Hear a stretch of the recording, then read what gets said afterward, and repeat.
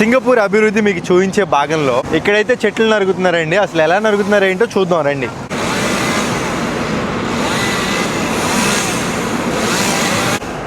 ఎక్కడ కూడా ట్రాఫిక్ ఇబ్బంది లేకుండా ఒక లారీ అయితే తీసుకొచ్చారు. చూసుకుంటే వీళ్ళంతా కూడా బంగ్లాదేశ్ నుంచి ఎక్కువ శాతం వస్తారండి.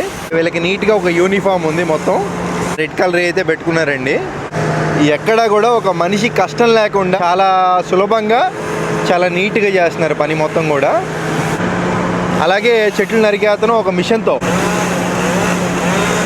ఇదిగోండి ఇప్పుడు కట్ చేసిన చెట్టు చూడండి ఏ ఆకారంలో కట్ చేశారో నీట్గా, ఎంత బాగుందో. ఎక్కడా కూడా చెత్త లేకుండా ఇప్పటికప్పుడు మొత్తం క్లియర్ చేసేసుకుంటున్నారు వీళ్ళు. చూసారు కదండి, అసలు చాలా అంటే చాలా జాగ్రత్తగా చాలా నీట్గా పబ్లిక్ ఇబ్బంది లేకుండా ఎక్కడ ట్రాఫిక్ కాకుండా చాలా అద్భుతంగా అయితే చేస్తున్నారు వీళ్ళంతా కూడా పని. ఇంకొక విషయం ఏంటంటే ఇక్కడ సింగపూర్లో ఫర్ సపోజ్ ఈ బండ పగిలిపోయిందండి, నేను ఒక ఫోటో తీసి గవర్నమెంట్ ఒక యాప్ ఉంటుంది, ఆ యాప్లో వాళ్ళకి పెట్టేశాను అనుకోండి 48 గంటల్లోనే ఈ బండని వాళ్ళు వేరే బండ మార్చేస్తారంట. అంత అద్భుతంగా ఉంది ఇక్కడ సింగపూర్ గవర్నమెంట్. నిజంగా సింగపూర్ గవర్నమెంట్కి సెల్యూట్ అండి బాబు. ఈ దేశాన్ని చూసి ప్రపంచ దేశాలు ఎన్నో నేర్చుకోవాలి. నాకు ఒక్కటి బాధ అనిపిస్తుందండి, ఆ సింగపూర్లో చూస్తున్నారు కదా వీళ్ళంతా కూడా అక్కడ పనిచేసే వాళ్ళంతా కూడా బంగ్లాదేశ్ వాళ్ళు, మన భారతీయులు వీళ్ళంతా ఉంటున్నారు. దేశం మన భారతీయుల్ని వాళ్ళని వెళ్ళి వాడుకుంటుంది, కానీ మనల్ని మనం వాడుకుంటే ఇంకే రేంజ్లో ఉంటుంది ఒకసారి ఆలోచించండి.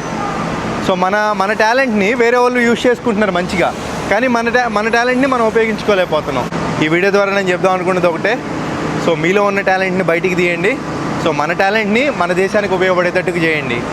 జై హింద్ అంట సెలవు తీసుకుంటున్నాను. సబ్స్క్రైబ్ అయితే చేసుకోండి, ఇలాంటి వీడియోలు ఎన్నో వస్తాయి. Bye bye.